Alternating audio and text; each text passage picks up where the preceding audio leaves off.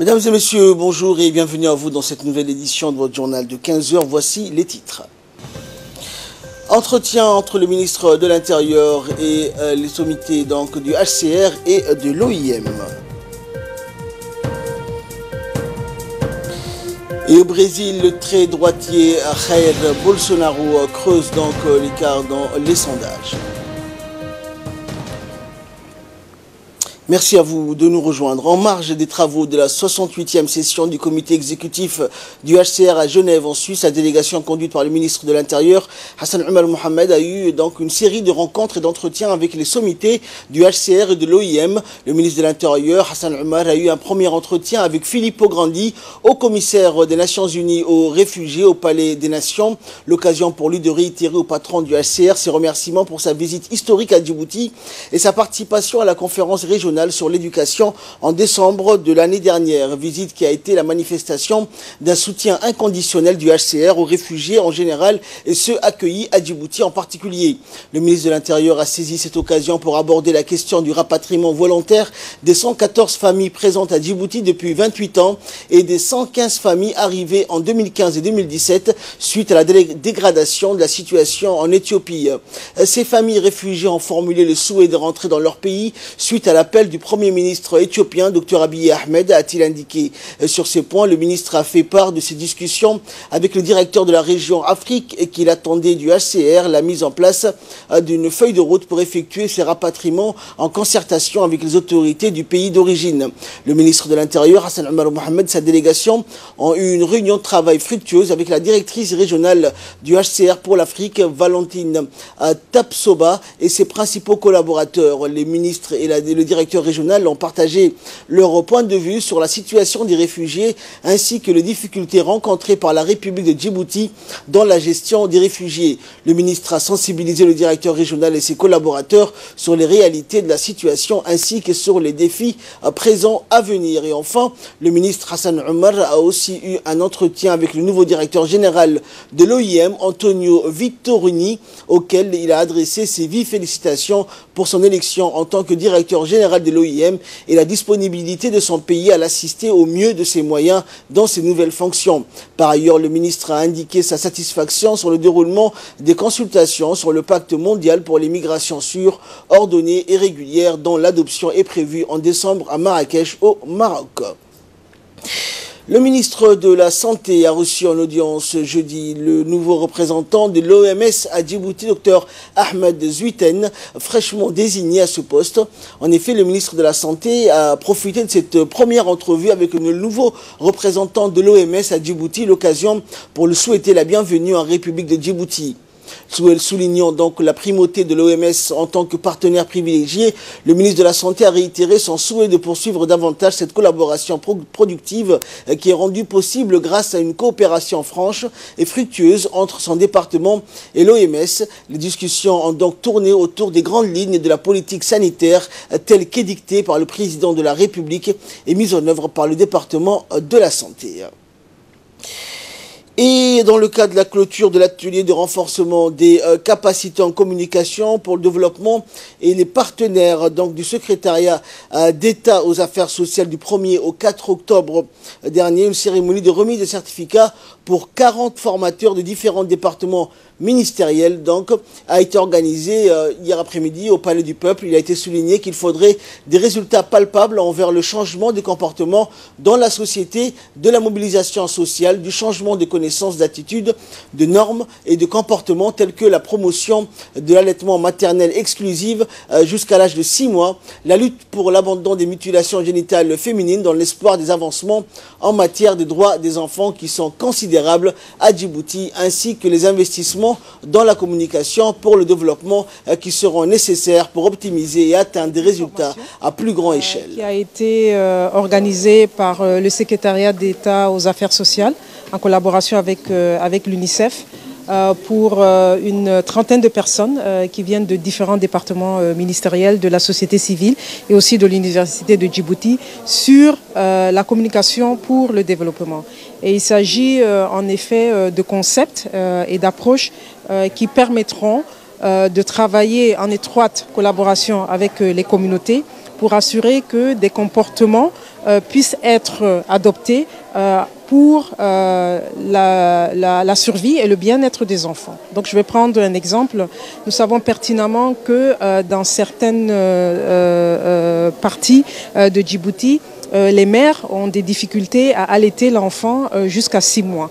Et l'idée, c'est de comprendre quelles sont les barrières qui poussent les mères à ne pas adopter un comportement qui pourrait contribuer au développement de l'enfant. Et dans le dossier de cette édition, dans la capitale, les lieux de détente sont nombreuses, mais les Djiboutiens donnent leur préférence à la route de Venise, un endroit agréable au bord de la mer où les restaurants et les cafés pilulent et proposent un moment aux clients qui viennent se détendre en famille ou entre amis. La RTD donc a promené sa caméra le long de cette route très fréquentée.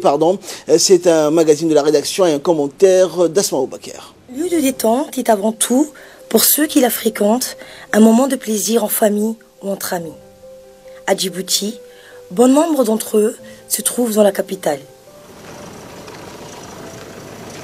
Mais ceux d'entre eux que nous voulons vous présenter sont ceux situés sur la route de Venise. Cet espace de détente est pratiquement vide le matin. Depuis quelques années, la route de Venise rattrape son retard en matière d'ambiance ou s'ouvre de nouveaux restaurants et à chaque fin de semaine, Djiboutiens en vacances ou en week-end, touristes ou encore nos voisins yéménites qui du jeudi soir au samedi prennent d'assaut les spots branchés du site.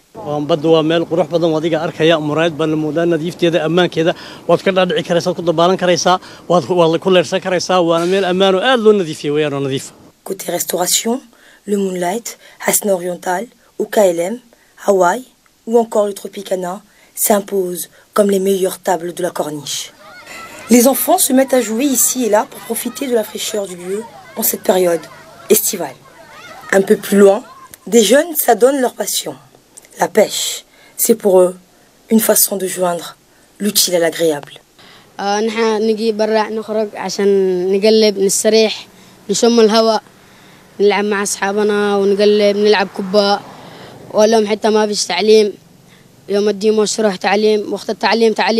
لما نروح نقلب نخرج نقلب وهذا نروح نستريح مع أصحابنا نمسك الصيود نودي البيت أحسن نحن كذا وبعدين السكول حتى أهم شيء السكول يوم الجمعة أنا ما فيش نروح البحر نقلب وكل حاجة. Dans l'après-midi, une vue imprenable sur le port de Djibouti. La route de Venise est douce et chaleureuse. Il faudra attendre 18 heures pour apercevoir les premiers habitués du lieu. C'est un coucher de soleil agréable à voir qui marque le début de l'animation.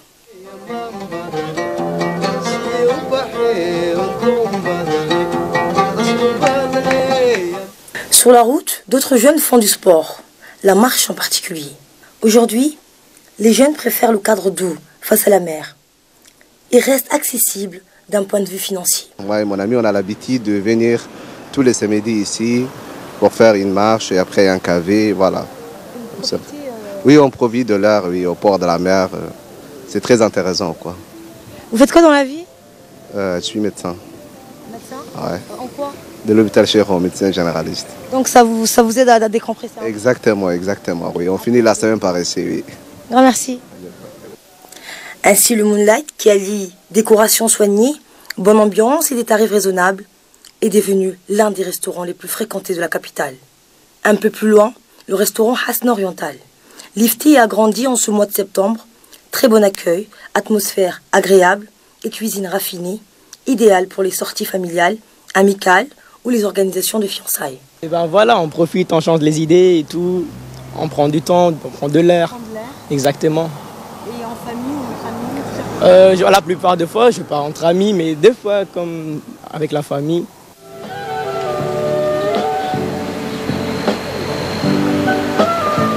Cette route, qui porte si bien le nom d'une grande ville touristique italienne, est devenue un lieu de détente que le Djiboutien, qu'il soit de la capitale ou des régions de l'intérieur, apprécie énormément.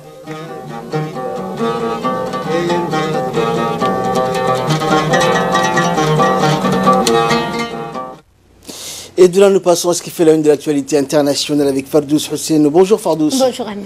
Alors Fardous, migrants, nous allons revenir donc sur le retour volontaire des migrants somaliens grâce au soutien de l'Organisation internationale pour les migrations. Effectivement Ahmed, l'Organisation internationale pour les migrations, l'OIM, a affirmé avoir aidé 17 migrants somaliens à retourner volontairement dans leur pays depuis la Tanzanie après des mois de confinement dans des centres de détention. Selon toujours l'OIM, les candidats de retour rapatriés avaient été arrêtés par les autorités tanzaniennes alors qu'ils tentaient sans succès de se rendre en Afrique du Sud.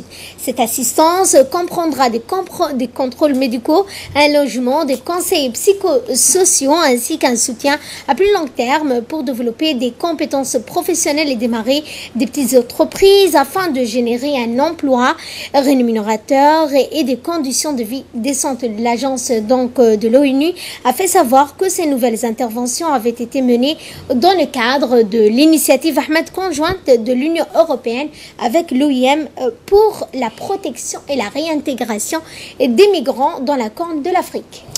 Et dans la bande de Gaza, Fardous, au Proche-Orient, les manifestations se poursuivent et 3 Palestiniens ont été tués. Eh bien, comme vous le dites, 3 Palestiniens, Ahmed, dont un adolescent de 14 ans, ont été tués hier vendredi par des tirs israéliens dans la bande de Gaza lors des manifestations et de heurts le long de la frontière, a indiqué le ministère gazaoui de la Santé.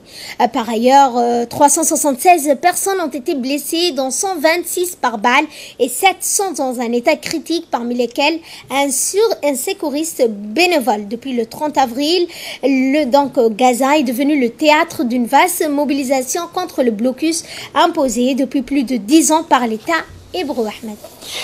Et en Indonésie, Fardous, séisme et tsunami, l'ONU lance un plan humanitaire de 50 millions de dollars. Eh bien, Ahmed, une semaine après les séismes et les tsunamis dévastateurs dans le centre de Sulawesi, l'équipe humanitaire de l'ONU en Indonésie a lancé un plan d'intervention de 50,5 millions de dollars destiné aux activités de secours d'urgence selon un communiqué publié par l'ONU sur son site officiel.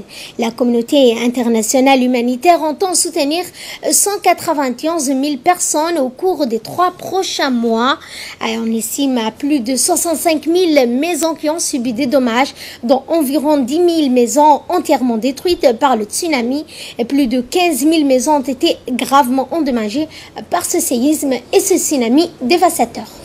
Et direction le Brésil, à présent, nous allons parler de la présidentielle dans ce pays. Le très droitier Jair Bolsonaro creuse l'écart dans les sondages. Eh bien, les candidats à la présidentielle tentent aujourd'hui, samedi, de séduire les derniers indécis à la veille du scrutin le plus incertain, le plus popularisé de l'histoire récente du Brésil, dont le grand favori est le député d'extrême droite Jair Bolsonaro. La campagne a pris fin officiellement hier soir avec le dernier débat entre les candidats, mais les prétendants à la fonction suprême peuvent encore occuper le terrain sur les réseaux sociaux. La dernière enquête d'opinion a crédité de 35% des interventions de vote, 13 points devant son principal rival Fernando Haddad du Parti des Travailleurs, qui a remplacé l'ex-président de gauche Luis Lula, incarné inéligible. Les 2 favoris devancent largement le 3e candidat Ciro Gomes qui stagne à 11%. Et enfin, nous allons parler fait divers aux États-Unis. Un policier a été reconnu coupable du meurtre d'un Afro-Américain. Eh bien, Ahmed, les faits se sont produits il y a 4 ans de cela, jour pour jour. Il avait tiré à 16 reprises sur un jeune noir de Chicago. Jason Van Dyke a été reconnu coupable du meurtre de Laken McDonald, alors âgé de 17 ans au moment des faits. Le 20 octobre 2014, le policier a abattu le jeune homme situé à plusieurs mètres de distance, n'hésitant pas à vider son chargeur sur lui. Même après l'avoir mis à terre, celui-ci tenait un couteau dans la main. Aujourd'hui, la justice américaine se félicite du verdict rendu par des jurés et espère de meilleures relations avec les autorités et les populations de cette ville. La Cour n'a pas encore annoncé la sentence de Jason Van Dyke, reconnu coupable à 17 chefs d'accusation, dont celui d'usage aggravé d'une arme à feu. Il pourrait écoper d'une peine allant de 6 à 30 ans de prison. Merci Fardous, merci également à vous de nous avoir suivis. C'est la fin de ce journal. Restez avec nous, le programme continue sur Télé Djibouti.